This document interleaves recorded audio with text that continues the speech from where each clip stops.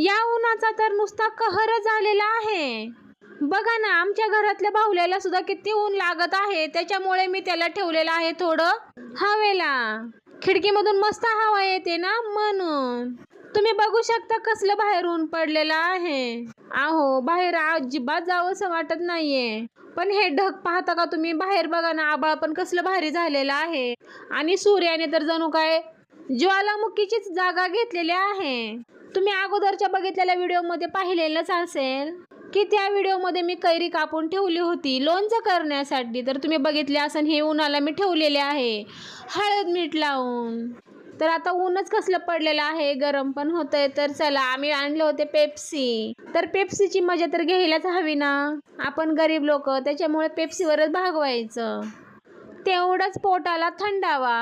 आता या बाहुल्याला म्हणलं तुला खायची का, तर तो म्हटला नको, मी गार हवा घेतो बाबा खिडकीत बसून। तर इकडे मी केलेली आहे खिचडी। खिचडी करण्यासाठी शेंगदाणे घेतले, मिरची घेतली, वाटून घेतली आणि टाकली आपल्या साबुदाण्यामध्ये। मस्तपैकी त्या साबुदाण्याला मी फोडणी दिली। पण अरे बापरे, एकच लक्षात आलं माझ्या नंतर की ते म्हणजे अरे, या साबुदाण्यामध्ये काहीतरी थोडंसं कमी वाटतंय, काहीतरी मिसिंग आहे।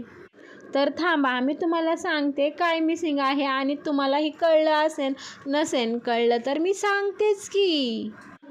तर या साबुदाण्यामध्ये मिसिंग आहे ते आहे बटाटा। बटाट्यामुळे तर किती छान चव लागते ना साबुदाण्याला, आणि जर का ह्या खिचडीमध्ये बटाटा असेल ना तर अप्रतिम झणझणीत आणि चविष्ट लागतो बरं का।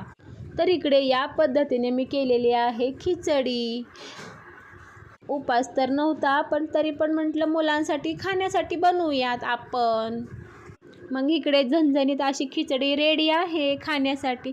माझे व्हिडिओ तुम्हाला आवडत असतील ना तर शेअर सबस्क्राईब करायला विसरू नका। चला, टाटा बाय बाय, भेटू पुढच्या व्हिडिओ।